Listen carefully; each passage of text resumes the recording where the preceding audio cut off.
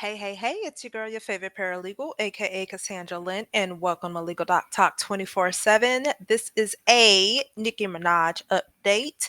So, as you guys are aware, her former day to day manager ended up filing a lawsuit for assault and battery for an incident that happened in Detroit. I believe she was on tour at that time, and if you have not tapped into that video, it will definitely be linked below so you guys can go watch that. But the day-to-day manager, aka Brandon Garrett, has amended the complaint in order to include breach of contract. Let's tap right on into it.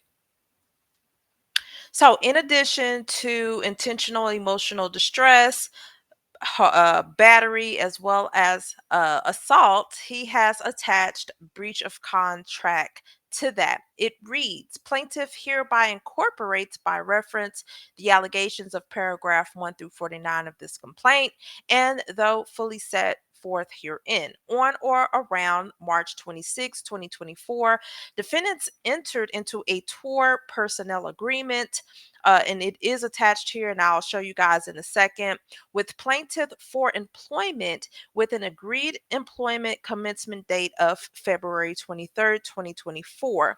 The agreement between the parties stated that plaintiff would be compensated by defendants in exchange for providing operational management services in connection with defendant Mirage's 24 world tour.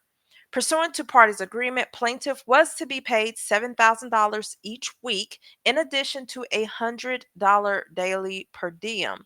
The parties' agreement also provided that in the event of an early termination, plaintiff would be compensated in the amount equal to 4 weeks of his weekly compensation. So, for example, about $28,000. Since April 21st, 2024, plaintiff has not been compensated for his final week of work nor the money owed pursuant to the early termination clause of the parties' agreement. Accordingly, defendants breached the terms of the parties' agreement, and as a result, plaintiff has suffered monetary damages. Specifically, plaintiff is owed a minimum of $35,700 in compensation from defendants, in addition to the personal transportation and lodging expenses plaintiff incurred as a result of defendant's conduct as described here and above. Because, mind you, he went to go lock himself in the bathroom because he feared coming out. And I think the bus, somebody on the bus, I forgot who it was, ended up sending him a text message advising that he would not be riding back to Chicago with them.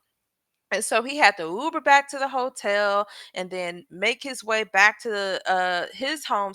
It was just crazy. It was bananas as to what they did to this man. So going into the contract, and I love to see this because I'm like the same way. I have to ensure that I have all my T's crossed and I's dotted. So he actually had a copy of the tour personnel agreement. It does show his name. And it shows that the start date was February 2000. What? Let me see. I believe February 23rd, 2024. And I'm just going to get down to the compensation part. It reads: provided that personnel performs the services hereunder to company satisfaction and the personnel is not in material breach or uncured default of this agreement, as consider as full consideration for the services of personnel in connection with the project as set forth in Exhibit A and otherwise set forth in this agreement, and all the rights granted herein during the term, companies shall pay personnel the all-in fee in the amount of $7,500 per week. Now that's crazy because it says 705,000, but yet in here it just says 7,000. Interesting. Let's see. And it says, or a pro rata portion thereof of any partial weeks the fee, payable in weekly installments or otherwise in accordance such other payment calendar as company generally uses.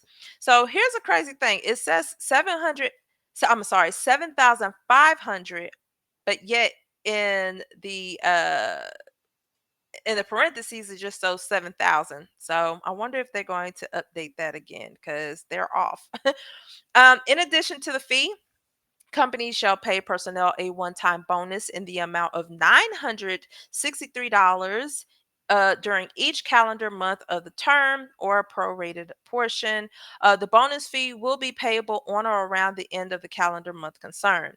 For purposes of this agreement, downtime shall mean any period during the term during which personnel is not rendering services hereunder, excluding travel days, at company's request and or during the personnel is away from artist 2024 tour. Notwithstanding anything to the contrary, no compensation, including the fee or other benefits, shall be provided to personnel during such downtime. Notwithstanding the foregoing, the period of time during the term between the conclusion of the United States leg and start of the European leg of Artist 2024 World Tour, currently intended to be May 14th, 2024 through May 22nd, 2024, shall not be deemed as downtime. Personnel understands that the nature of personnel's job may require irregular hours of work. Compensation shall be all in and inclusive of all personnel services in connection with the project.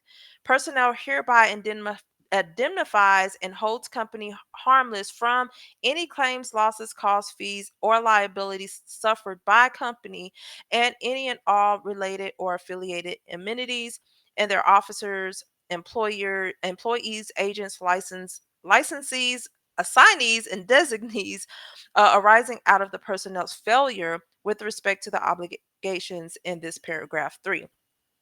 Then it says an early termination. In the event that the company terminates personnel's engagement here under prior to the end date, other than for cause as defined below, then the personnel sole and exclusive remedy, company shall pay personnel the early termination payment, provided that personnel signs a customary release that releases company from any and all claims related to this agreement and or personnel's engagement with the company.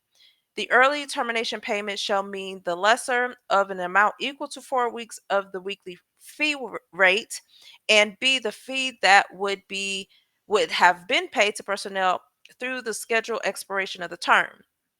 The early termination payment will be paid in weekly installments during company's payroll periods at the weekly rate. Let me see. It talks about travel, personal property and damage, theft, rights and appearance release. Let's see, appearance release, representation and warranties, indemnity, confidentiality. So all that good stuff. So he does have a contract that shows that he is to get paid. The crazy part is in this contract it says 7,500 per week, and they have 7,000 in the parentheses. So I'm just curious as to how that's going to play out because it says one thing and then shows another. So that is the update. He does show proof that he was supposed to get paid and he did not get paid. So y'all let me think, y'all let me know what y'all think about that. Y'all think that he's owed that? Put it in the comments below. Don't forget to like, share, and subscribe. Until then, you all be blessed and I'm out. Bye.